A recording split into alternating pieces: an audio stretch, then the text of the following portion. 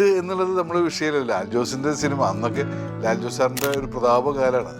ഒരു പടം കഴിഞ്ഞാൽ ഇവിടെ അടുത്ത പടം അടുത്ത പടം. ഇപ്പൊ എനിക്ക് തോന്നുന്നു ഏഴ് സുന്ദര രാത്രികളൊക്കെ ചെയ്യുന്നതെന്ന് പറഞ്ഞാൽ ഇതിന്റെ പോസ്റ്റ് പ്രൊഡക്ഷൻ നടക്കുമ്പോഴാണ് ഷൂട്ട് നടക്കുന്നത്. ഇപ്പൊ അമ്മയിലുണ്ടാവുന്ന കാര്യങ്ങളൊക്കെ അതൊക്കെ നോക്കാറുണ്ടോ? അതിനെ കുറിച്ച് കമന്റ് ചെയ്യണ്ട. മമ്മൂക്കാടുത്ത് പോയി കഥ പറയുന്നു. മമ്മൂക്ക ഓക്കെ അല്ലെങ്കിൽ നേരെ തൃശ്ശൂർക്ക് വേണ്ടി കയറുന്നു. ഇർഷാദിനോട് പറയുന്നു, ചെയ്യുന്നു എന്നൊക്കെ പറയും. അത് വെറുതെ ഇല്ലാ കഥയാണ്. അങ്ങനെ സംഭവമേ ഇല്ല. പിന്നെ വെറുതെ ഞാൻ ഈ സമാന്തര സിനിമകൾ ചെയ്യുന്നതുകൊണ്ട് ആന്റോ ചേട്ടൻ ഉണ്ടാക്കിയൊരു കഥയാണ്. ചുമ്മാ പറഞ്ഞുണ്ടാക്കിയൊരു ചുമ്മാ വെറുതെ കളിയാക്കാൻ വേണ്ടി പറയുന്നൊരു കഥയാണ്. നമ്മുടെ അടുത്തിരുന്ന് തമാശ പറഞ്ഞുകൊണ്ടിരിക്കുന്ന ലാലേട്ടൻ പോയിട്ട് പെട്ടെന്ന് ചെയ്യുന്ന കാണുമ്പോൾ നമ്മളതിലേക്ക് വരാനും നമുക്ക് അയ്യോ ഞാൻ ഡയലോഗ് എന്തായിരുന്നൊക്കെ ആലോചിക്കുമ്പോൾ ഇദ്ദേഹത്തിന് അതേ പ്രശ്നങ്ങളൊന്നുമില്ലാതെ ടപ്പ് പറഞ്ഞിട്ട് പെട്ടെന്ന് കഥാവത അതുവരെ എന്തെങ്കിലും തമാശയും വെളിപ്പൊക്കെ ഇങ്ങനെ പറഞ്ഞുകൊണ്ടിരിക്കുകയായിരുന്നു. പക്ഷെ ക്യാരക്ടർ ആകുമ്പോൾ അത് എല്ലാത്തൊരു സംഭവം. അത് നമുക്കായാലും അങ്ങനെയൊക്കെ നമുക്ക് കുറച്ചുകൂടി സീരിയസ് ആണ്. ലാലേട്ടൻ ഭയങ്കരമായിട്ട് എല്ലാം വർത്താനം പറഞ്ഞിങ്ങനെ ഇരുന്നിരുന്ന് ടപ്പ് തന്നിട്ടാകും. നമുക്ക് കുറച്ചെങ്കിലും ക്യാരക്ടർ പിടിച്ചിട്ട് അവിടെ ഇരിക്കുന്നുണ്ടാവുകയാണെങ്കിലും. ഹലോ എവ്രി വൺ, ഇന്ന് നമ്മുടെ കൂടെ നമ്മുടെയൊക്കെ സ്വന്തം ഇർഷാദിക്കയാണ്. Hello, welcome. നമസ്കാരം. സുഖമായിട്ടിരിക്കുന്നു. ഓക്കെ, ദൃശ്യം ഇറങ്ങി. എനിക്ക് തോന്നുന്നു ഞാൻ ഇന്നത്തെ ഗസ്റ്റ് ഇക്കയാണെന്ന് പറഞ്ഞപ്പോ നമ്മളിങ്ങനെ നോക്കൂല്ലോ എന്തൊക്കെയാണെന്ന്. അപ്പോഴാണ് ഞാൻ 30 വർഷം 31ാമത്തെ വർഷമായോ. അപ്പൊ ഞാൻ ഇത്രയും വർഷമായിട്ട് ഈ ഫീൽഡിൽ ഇങ്ങനെ പോകുന്നു. ആദ്യത്തെ സിനിമ കഴിയുന്നു. ദൃശ്യത്തിന്റെ എത്ര വർഷമായി. അതെ, ഇതിങ്ങനെ ഈ ഫീൽഡിൽ ഇങ്ങനെ സർവൈവ് ചെയ്ത് ഇപ്പോഴും ഇങ്ങനെ പോവാൻ പറ്റുന്നതിന്റെ ഒരു രഹസ്യം എന്താ? അവിടെ നിന്ന് സ്റ്റാർട്ട് ചെയ്യാൻ തോന്നുന്നു. നമ്മളെപ്പോഴും പറയുന്നൊരു കാര്യമാണ്, സിനിമയിലേക്ക് എൻട്രി ആവുക എന്നുള്ളത് അത്ര എളുപ്പം നടക്കുന്ന ചില കാര്യങ്ങളാണ്. പക്ഷെ പിടിച്ചു നിൽക്കുക എന്നുള്ളതാണ് സമരം എന്ന് പറയുന്നത്. അതൊരു നമ്മുടെ സിനിമയാണ് നമ്മുടെ ശ്വാസം എന്ന് തിരിച്ചറിഞ്ഞുകൊണ്ട് അതിലൂടെ മുന്നോട്ട് സഞ്ചരിച്ചു കഴിഞ്ഞാൽ അങ്ങനെയാണ് സംഭവിക്കുക. പിന്നെ വേറെ ഒരുപാട് കുറച്ചുകൂടി സത്യസന്ധമായിട്ട് ഇടപെടുക എന്നുള്ളതാണ്. നമുക്ക് സിനിമ ശ്വസിക്കുക എന്ന് പറയും. നമ്മൾ സിനിമ ശ്വസിച്ചുകൊണ്ട് അങ്ങ് സഞ്ചരിച്ചു കഴിഞ്ഞാൽ ഇവിടെ ഇതിന്റെ കൂടെ സഞ്ചരിക്കാൻ പറ്റുമെന്നാണ് ഞാൻ വിശ്വസിക്കുന്നത്. ബാക്കി അങ്ങനെ വന്നു പോകുന്നുള്ളതാണ്. ഇപ്പൊ വലതുവശത്തെ കള്ളൻ വന്നായിരുന്നു അതിന്റെ ഇടയ്ക്ക് ജീത്തു സാറിന്റെ കൂടെ. അപ്പൊ ദൃശ്യം ജീത്തു സാറ് ആ ഒരു ബന്ധമൊക്കെ എങ്ങനെയാ? ഞാൻ ജിത്തുവിന്റെ കൂടെ കുറെ കാലം മുമ്പുള്ള മെമ്മറീസ് മുതൽ ഞാൻ ആദ്യം മെമ്മറീസ് അഭിനയിക്കുന്നത്. വലതുവശത്തെ കള്ളൻ എന്ന് പറഞ്ഞപ്പോഴാണ് എന്റെ കാര്യം. ഞാനത് കഴിഞ്ഞ് ദൃശ്യം ചെയ്യുന്നു. ദൃശ്യം ഞാൻ ചോദിച്ചു പഠിച്ച ക്യാരക്ടറാണ്. മെമ്മറീസ് ചെയ്യുന്ന സമയത്ത് എന്നോട് ചോദിച്ചു ഇഷ്ടമുള്ളൊരു കഥാപാത്രം പറയാം, മീൻസ് എന്തെങ്കിലും ചെയ്യണമെന്ന് ആഗ്രഹിക്കുന്ന ഒരു കഥാപാത്രം പറയാൻ പറഞ്ഞു. ഞാൻ പറഞ്ഞു എനിക്കൊരു നല്ല പോലീസ് ഓഫീസർ ചെയ്യണമെന്ന് ആഗ്രഹമുണ്ടെന്ന്. അങ്ങനെയാണ് എനിക്ക് ദൃശ്യത്തിലെ പോലീസ് ഓഫീസർ തരുന്നത്. അത് കഴിഞ്ഞ് ഇപ്പോൾ വലതുവശത്ത് കള്ളൻ ചെയ്യുന്ന ദിവസം അതിന് ഭയങ്കര രസമുള്ളൊരു കാര്യം. അത് വലതുവശത്തെ കള്ളൻ്റെ ഫസ്റ്റ് ഡേ. അപ്പോൾ അത് നൈറ്റ് ഷൂട്ടാണ് അധികം. അപ്പോൾ വൈകുന്നേരം ഒരു ദിവസം ഞാൻ ജോയിൻ ചെയ്ത് അന്ന് രാത്രി ഇങ്ങനെ മേക്കപ്പ് ഒക്കെ ചെയ്ത് ഇങ്ങനെ ഇരിക്കുമ്പോൾ ജിത്തു വരുന്നു. റെഡി, ഓക്കെയാണ്, മേക്കപ്പ് സെറ്റാണ്, ക്യാരക്ടർ എൻ്റെ പോലീസ് ക്യാരക്ടർ നല്ല കറക്റ്റാണ് എന്നൊക്കെ പറഞ്ഞിട്ട് എന്നെ വിളിച്ചുകൊണ്ടിട്ട് പറഞ്ഞു ഭയങ്കര രസമുള്ളൊരു കാര്യമുണ്ട്, ദൃശ്യം 3 നമ്മൾ തുടങ്ങാൻ പോകുന്നു, സുരേഷ് ബാബു. ഞാൻ പറയുന്നു ഞാനിപ്പോൾ മേക്കപ്പ് ചെയ്തുകൊണ്ടിരുമ്പോൾ ആലോചിച്ചൊരു കാര്യമാണ്, സാറ് വരുമ്പോൾ ദൃശ്യം 3 അനൗൺസ്മെന്റ് ഒക്കെ നടന്നിട്ടുണ്ട്. ആ സമയത്ത് എങ്ങനെയെങ്കിലും സുരേഷ് ബാബുവിനൊന്ന് തിരിച്ചു കൊണ്ടുവരാൻ പറ്റുമോ എന്ന് ഞാൻ ചോദിക്കണം എന്ന് വിചാരിച്ചിരിക്കുമ്പോഴാണ് പുള്ളി ഇങ്ങോട്ട് വളരെ സർപ്രൈസ് ആയിട്ട് മാറ്റി നിർത്തിയിട്ട് പറയുന്നു ദൃശ്യം 3 സുരേഷ് ബാബു വരുന്നത്. അപ്പൊ ഞാൻ ചോദിച്ചു ഇയാള് എന്താണ് SP ആണോ DSP ആണോ എന്താണ് ഇയാളുടെ പോസ്റ്റ്? അതെ ഇല്ല, ഇയാള് VRS എടുത്തു, ഇത്തിരി നേരെയുള്ള താടിയൊക്കെ വേണം നമുക്ക് ആ രീതിയിൽ പിടിക്കാം. സത്യം പറയാലോ അന്നത്തെ ദിവസം ഫസ്റ്റ് ഡേ ആണ് വലതുവശത്തെ കള്ളതിന്റെ ഫസ്റ്റ് ഡേ. ആ സീനിലൊന്നും അഭിനയിക്കാൻ എനിക്ക് എൻ്റെ ഉള്ളിൽ മുഴുവൻ ഈ ദൃശ്യം 3 ഞാൻ വരുന്നതിന്റെ എക്സൈറ്റ്മെന്റിലേക്ക് നിൽക്കായിരുന്നു ഞാൻ. അങ്ങനെ ഒരു മൊമെന്റ് ഉണ്ടായിട്ടുണ്ട് ശരിക്കും. ആ ഒരു അപ്രതീക്ഷിതമായി വന്ന് പറയുന്ന ഒരു മൊമെന്റ് അതങ്ങനെ പോവാ. അതാ വലതുവശത്തെ കള്ളന്റെ ജോയിൻ ചെയ്ത ആദ്യത്തെ ദിവസം തന്നെ ഇത് വന്ന് നമ്മളോട് പറയുന്നു വല്ലാത്തൊരു അനുഭവമായിരുന്നു ശരിക്കും. ആരോടും പറയണ്ടെന്നും പറയുന്നു. അപ്പൊ നമ്മളതിങ്ങനെ അതെ. അല്ല അതുപോലെ ഞാൻ വേറൊരു കഥ കേട്ടത്, ഉള്ളതാണോ ഇല്ലാത്തതാണോ നമുക്കറിയില്ല. അതായത് നമ്മുടെ ബാലാജി ചേട്ടനെ കണ്ട ആ സിനിമ സക്സസ് ആണെന്നുള്ള ഇതുള്ളത് പോലെ തന്നെ ഈ കുറച്ച് സീരിയസ് ആയിട്ടുള്ള എനിക്ക് അവാർഡ് ടൈപ്പ് മൂവീസ് ഒക്കെ മമ്മൂക്കയുടെ അടുത്ത് അല്ലെങ്കിൽ നേരെ ഇക്കയുടെ അടുത്ത് വന്ന് പറഞ്ഞാൽ അത് സക്സസ് ആയിട്ട് അല്ലെങ്കിൽ വരും, അത് സംഭവിക്കുന്നു. അങ്ങനെ കഥ ഇൻഡസ്ട്രിയിൽ വരാനുള്ള ഒരു ചുമ്മാ റീസൺ. വെറുതെ പറയുന്നൊരു കാര്യം അങ്ങനല്ലേ. അത് രണ്ടും രണ്ട് കഥയാണ് ശരിക്കും പറഞ്ഞത്. ഈ കമേഴ്ഷ്യൽ സിനിമ അല്ല ഈ ആർട്ടിസ്റ്റ് സിനിമക്കാര് മമ്മൂക്കാരുടെ അടുത്ത് പോയി കഥ പറയുന്നു. മമ്മൂക്ക ഓക്കെ അല്ലെങ്കിൽ നേരെ തൃശ്ശൂർക്ക് വണ്ടി കയറുന്നു, ഇർഷാദിനോട് പറയുന്നു, ചെയ്യുന്നു എന്നൊക്കെ പറയും. അത് വെറുതെ ഇല്ലാ കഥയാണ്. അങ്ങനെ സംഭവമേ ഇല്ല. പിന്നെ വെറുതെ ഞാൻ ഈ സമാന്തര സിനിമകൾ ചെയ്യുന്നതുകൊണ്ട് ആൻഡ്രൂ അതെ ചേട്ടൻ ഉണ്ടാക്കിയൊരു കഥയാണ്. ചുമ്മാ പറഞ്ഞുണ്ടാക്കിയൊരു ചുമ്മാ കഥയാണ്. വെറുതെ കളിയാക്കാൻ വേണ്ടി പറയുന്നൊരു കഥയാണ്. അല്ലാണ്ട് അതിലൊരു വാസ്തവമില്ല. പിന്നെ ലാലേട്ടന്റെ കൂടെ ഇപ്പൊ ദൃശ്യത്തിലൊക്കെ നമുക്കിങ്ങനെ വലിയ വിജയത്തിന്റെ കൂടെ സഞ്ചരിക്കാൻ പറ്റിയിട്ടുണ്ട് എന്നുള്ളത് വലിയ അതാണ് എൻ്റെ വലിയ സന്തോഷമുള്ള കാര്യമാണ്. ഓക്കെ. അല്ല ആ സമയത്ത് മറ്റേ പാടമൊന്നൊരു വിലാപമൊക്കെ ഇറങ്ങി ആ ഒരു ടൈമിലായതുകൊണ്ടായിരിക്കുമല്ലോ ആ കഥയൊക്കെ അങ്ങനെ അങ്ങനെ അതെ അതെ അതെ സ്പ്രെഡ് ആയി. ഞാനൊരു സമാന്തരമായിട്ട് ഒരുപാട് സിനിമകൾ ചെയ്തിട്ടുണ്ടായിരുന്നു. ഞാൻ കമേഴ്ഷ്യൽ ചെയ്യുമ്പോഴും ഒപ്പം തന്നെ സമാന്തര സിനിമകളിൽ ആയിരുന്നു ഏറ്റവും കൂടുതൽ ഉണ്ടായിരുന്നത്. കമേഴ്ഷ്യൽ സിനിമ കുറവായിരുന്നു ശരിക്കും പറഞ്ഞാല്. അതെ. അപ്പൊ അതുകൊണ്ട് അങ്ങനെ ഉണ്ടായ ഒരു കഥയാണ് ശരിക്കും പറഞ്ഞത്. അല്ല അതിൽ നിന്ന് പിന്നെ നേരെ കമേഴ്ഷ്യലിലേക്ക് നമ്മളൊരു മാറ്റം, അത് ബോധപൂർവമായിട്ടുള്ള ഒരു മാറ്റമാണോ അല്ലെങ്കിൽ നല്ല തീർച്ചയായിട്ടും തീർച്ചയായിട്ടും. സിനിമകളുടെ കൂടെ ആണോ പിന്നെ ഞങ്ങൾക്ക് ട്രാക്ക് അത്ര ഒന്ന് സമാന്തര സിനിമകൾ മാത്രം ചെയ്തുകൊണ്ടിരുന്നാൽ ഞാൻ ജീവിക്കാൻ പറ്റില്ല. അതുപോലെ തന്നെ ആളുകൾക്കിടയിൽ നമുക്കൊരു ഒരു പ്രീതി ഉണ്ടാക്കണമെങ്കിലൊക്കെ കമേഴ്ഷ്യൽ സിനിമയുടെ ഭാഗമാവുക തന്നെ വേണം. ബോധപൂർവ്വം നമ്മൾ ഇപ്പോൾ അതെനിക്ക് രണ്ടാമതൊരു എൻട്രി.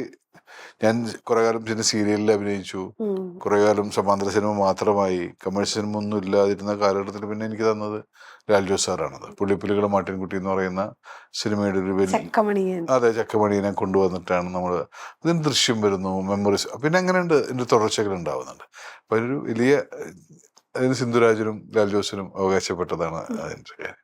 ഓക്കെ. ഈ ചക്കമണിയൻ ചെയ്യുന്ന സമയത്ത് കോമഡി ആയിരുന്നു, അതുവരെയൊക്കെ അങ്ങനെ വന്ന് കോമഡി കഥാപാത്രം കയ്യിലേക്ക് എത്തിയപ്പോൾ ആ ഒരു ഫീൽ എങ്ങനെയായിരുന്നു? ചക്കമണി നമ്മളോട് പറയുന്ന 3 ഗുണ്ടകളായ ചേട്ടന്മാരാണ് എന്നാണ് നമ്മളോട് പറഞ്ഞിട്ടുണ്ടായിരുന്നത്. അപ്പൊ ഞാനൊക്കെ ആണെങ്കിൽ ജിമ്മിലൊക്കെ പോയി ഒന്ന് മസിലൊക്കെ പെരുപ്പിച്ച് ചെന്നപ്പോഴാണ് ലൊക്കേഷൻ ചെന്നപ്പോഴാണ് പറയുന്നത്, ഇത് അങ്ങനത്തെ ഗുണ്ടകളല്ല, ഒരു പണിയെടുക്കാത്ത മണ്ടന്മാരായ കുറെ ഗുണ്ടകളാണ്, അതും ഹ്യൂമറാണ്. നമ്മൾ ഹ്യൂമറാ നമ്മൾ ഇതുവരെ ചെയ്തിട്ടില്ല എന്ന് പറയുന്നത്. അതെ നിങ്ങളെ കൂടെ ചെയ്യാൻ പറ്റും, ഇപ്പോൾ ജോജു ആയാലും നീ ആയാലും ഷിജു ആയാലും ഒക്കെ നിങ്ങളെ കൂടെ ഇത് ചെയ്യിപ്പിക്കാൻ പറ്റുമെന്നുള്ള വിശ്വാസം കൊണ്ടാണ് നിങ്ങൾ വിളിച്ചിട്ടുള്ളത്. അപ്പൊ ഞാൻ ജിമ്മിൽ പോയൊക്കെ ഇത്ര മസിലൊന്നും വേണ്ട, ഭക്ഷണം കഴിച്ച് തടിപ്പിക്കുക. അപ്പൊ ഞാനാണെങ്കിൽ ട്രിമ്മൊക്കെ ആയി ഒന്ന് രസമായിട്ട് ബോഡിയൊക്കെ മെയിൻറ്റെയിൻ ചെയ്ത് ഒന്നും പറഞ്ഞില്ലായിരുന്നു ഇങ്ങനാണ്. ഇല്ല. ആ സമയത്ത് അങ്ങനെ ഡീറ്റെയിൽ ആയിട്ടൊന്നും നമ്മളോട് പറഞ്ഞില്ല. ഒരു പുള്ളിപ്പുലികൾ ടൈറ്റിൽ കഥാപാത്രത്തിൽ നമ്മൾ വരുന്നു, അതന്നെ വലിയ എക്സൈറ്റ്മെന്റ് ആണ്. അപ്പൊ അതുകൊണ്ട് എന്താണ് കഥ, ബാക്കിയുള്ള കാര്യങ്ങൾ, പിന്നെ നമ്മൾ ലൊക്കേഷൻ ചെന്ന് ജോയിൻ ചെയ്ത ശേഷമാണ് നമ്മൾ ഫുൾ സ്ക്രിപ്റ്റ് ഒക്കെ വായിക്കുന്നത്. അതിനു മുമ്പ് എന്ത് എന്നുള്ളത് നമ്മള് വിഷയമല്ല. ലാൽ ജോസിന്റെ സിനിമ അന്നൊക്കെ ലാൽ ജോസ് സാറിന്റെ ഒരു പ്രതാപകാലാണ്.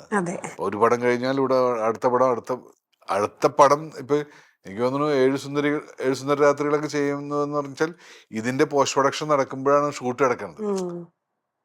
അങ്ങനെ അത്രയും തിരക്കുള്ള സമയത്താണ് നമ്മളെപ്പോലുള്ള ആളുകൾ വരുമായിരുന്നു ചക്കമണിയന്റെ കാര്യം പറഞ്ഞിട്ട്. പിന്നെ പിന്നെ പിന്നെ അങ്ങനായിരുന്നു.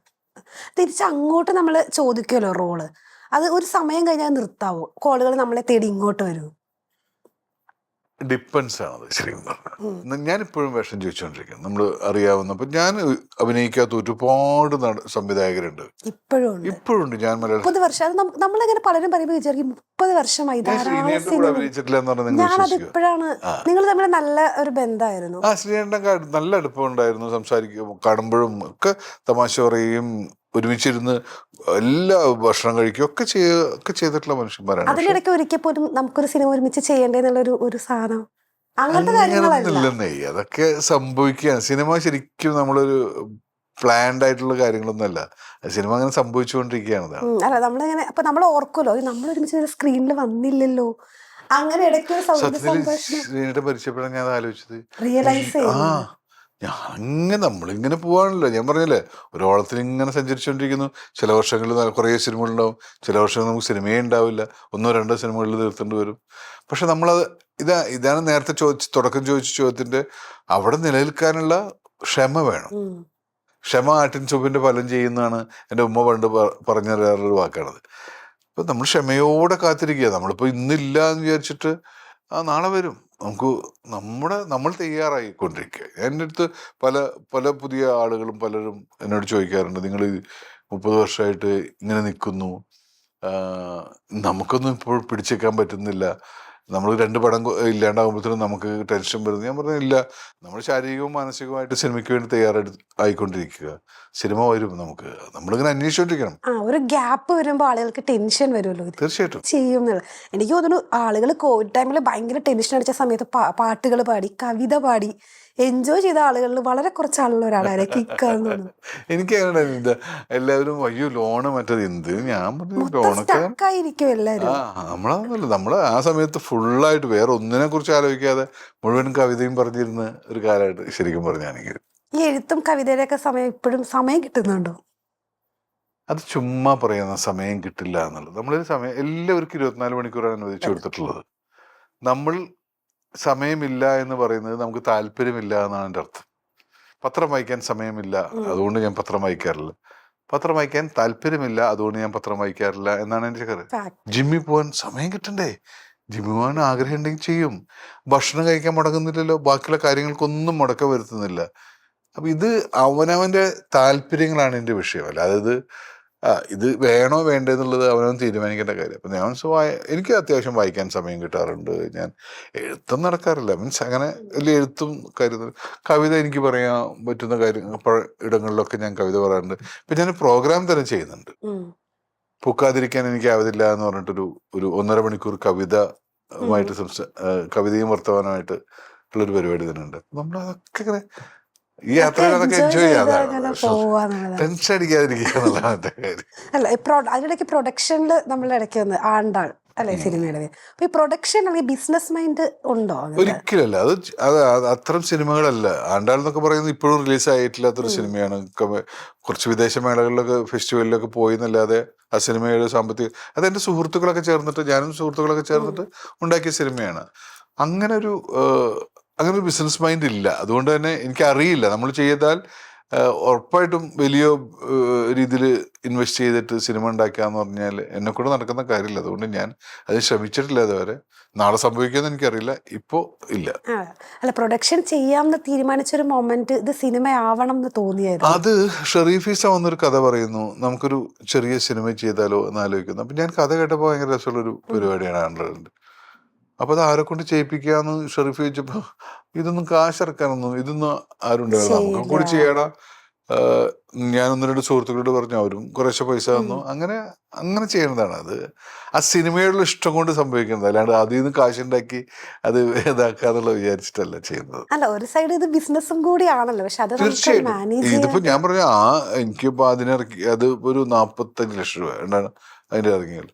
ആ പൈസ തിരിച്ചു കിട്ടുക എന്നുള്ളത് മാത്രമാണ്. അതും വന്നിട്ടൊന്നുമില്ല. എമർച്ചിൽ അതിൽ നിന്ന് കമേഴ്ഷ്യൽ സിനിമ ചെയ്യാം. അങ്ങനെ ബിസിനസ് ആണെങ്കിൽ കമേഴ്ഷ്യൽ സിനിമ ചെയ്യാലോ. ഞാനിപ്പോ ഈ ആണ്ടാൾ എന്ന് പറയുന്ന ഇരുളപ്പൻ എന്ന് പറഞ്ഞ കഥാപാത്രത്തോട് എനിക്ക് ഭയങ്കര ഇഷ്ടം ഉണ്ടാവുന്നു. അത് നല്ല രസം ഉണ്ടാവില്ല ചെയ്താലും തോന്നുന്നു. അങ്ങനെ സംഭവിച്ചാണ്. ഇപ്പൊ നമ്മുടെ ഇൻഡസ്ട്രിയിൽ ഇപ്പൊ എന്തെങ്കിലും ഒരു ഡൗട്ടൊക്കെ വന്നാൽ വിളിക്കാനുള്ള ഏറ്റവും ഒരു ബെസ്റ്റ് ഫ്രണ്ട് ആരാന്ന് ചോദിച്ചാൽ വർഷങ്ങളായിട്ട് കൂടെയുള്ള ആരായിരിക്കും?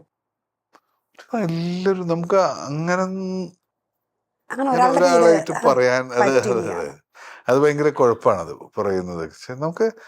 നമുക്ക് എപ്പോഴും പിന്നെ എനിക്ക് എൻ്റെ സൗഹൃദങ്ങൾ എന്ന് പറയുന്നത് സിനിമയ്ക്ക് അപ്പുറത്തുള്ള ഒരുപാട് സൗഹൃദങ്ങൾ ഉള്ള ആളാണ് ഞാൻ. അപ്പൊ ഞാൻ അത്തരം കാര്യങ്ങളൊക്കെ ഡിപ്പെൻഡ് ചെയ്യുന്നത് വേറെ ഒരുപാട് സുഹൃത്തുക്കളുണ്ട്.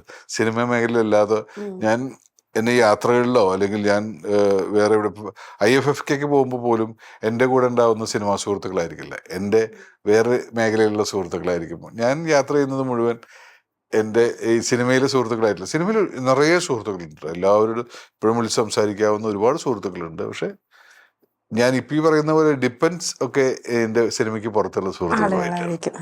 ഇപ്പൊ നമ്മള് തുടക്കത്തില് വേഷം അങ്ങോട്ട് ചോദിച്ചു പോകുന്നു, അല്ലെങ്കിൽ ഇപ്പോഴും അങ്ങോട്ട് ചോദിച്ചു. അല്ല, നമുക്ക് കിട്ടുന്ന വേഷങ്ങളെല്ലാം നമുക്ക് ചെയ്യേണ്ടി വരും, ചൂസ് ചെയ്യാൻ പറ്റില്ല. അല്ലെങ്കിൽ നമ്മൾ ഒരു സമയം കഴിയുമ്പോൾ നമുക്ക് ചൂസ് ചെയ്യാൻ പറ്റും.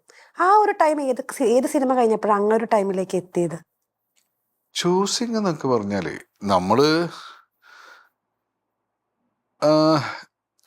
സിനിമ ഇല്ലാത്ത കാലത്തും വേണ്ടാന്ന് വെച്ച ചില സിനിമകളൊക്കെ ഉണ്ട്. നമുക്ക് നമ്മുടെ നമ്മുടെ നിലപാടുകൾക്ക് വിരുദ്ധമായിട്ടുള്ള സിനിമകൾ ചെയ്യണം എന്നൊക്കെ പറഞ്ഞു വരുമ്പോൾ ഉണ്ടാവുന്ന അല്ലെങ്കിൽ നമ്മൾ വിശ്വസിക്കുന്ന പൊളിറ്റിക്സോ അല്ലെങ്കിൽ അങ്ങനെയൊക്കെയുള്ള ചില സാധനങ്ങളൊക്കെ ഉണ്ടായി വരുമ്പോഴൊക്കെ നമ്മൾ ചെയ്യില്ല എന്ന് പറഞ്ഞിട്ട് ഒഴിവാക്കിയ സിനിമകൾ, ഞാൻ നായകനായിട്ട് അഭിനയിക്കേണ്ട ഒരു സിനിമ പോലും ഞാൻ അങ്ങനെ ഉപേക്ഷിച്ചിട്ടുണ്ട്. കാരണം അതിൻ്റെ ആ സബ്ജക്റ്റിനോട് എനിക്ക് ഒരു തരത്തിലും യോജിക്കാൻ കഴിയില്ല. അതൊരു കള്ള സബ്ജക്റ്റ് ആയിരുന്നു എന്നുള്ളതിൻ്റെ പുറത്ത് അങ്ങനെ അങ്ങനെ ഉപേക്ഷിച്ച സിനിമകൾ അല്ലെങ്കിൽ വേണ്ടാന്ന് വെച്ച സിനിമകളുണ്ട്. പിന്നെ ഈ പറയുന്ന പോലെ തെരഞ്ഞെടുപ്പുകൾ ഇല്ലാതിരിക്കുന്നുണ്ട്. ചിലപ്പോൾ നമുക്ക് ഈ പറഞ്ഞ പോലെ EMI സിനിമകൾ എന്നൊക്കെ പറഞ്ഞ് നമ്മൾ ചില സിനിമകൾ ചെയ്യാറുണ്ട്. ചെയ്യേണ്ടി വന്നിട്ട് അത് ഇഷ്ടം പോലെ എല്ലാവരും അങ്ങനെ ഒരു പ്രയോഗം തന്നെയുണ്ട് സിനിമാക്കാരുടെ ഇടയിൽ. ഒരു EMI സിനിമ വന്നിട്ടുണ്ട് ചെയ്താലോ എന്ന് ചോദിക്കുന്ന ഒരു കാര്യമുണ്ട്. അപ്പോൾ അങ്ങനെ അതും ചെയ്തിട്ടുണ്ട്. ഇഷ്ടത്തോടെ ചെയ്ത സിനിമകളുണ്ട്. അതേ പറയും ഇൻഡസ്ട്രിയുടെ ഭാഗമായി സഞ്ചരിക്കുമ്പോൾ ഇതൊക്കെ അതിന്റെ ഒരു ഭാഗമായിട്ട് വരും എന്നുള്ളതാണ്. അല്ല, നമുക്ക് ഒരു സമയത്ത് നമ്മൾ ചെയ്ത് റിഗ്രറ്റ് അടിക്കാൻ പാടില്ലല്ലോ.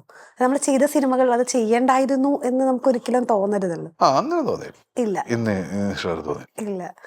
അതുപോലെ നായകനാവണ സിനിമ പറഞ്ഞപ്പോൾ ആ സിനിമകൾ വേറെ ആരെങ്കിലും ചെയ്തത് സക്സസ് ആയിട്ടുണ്ടോ?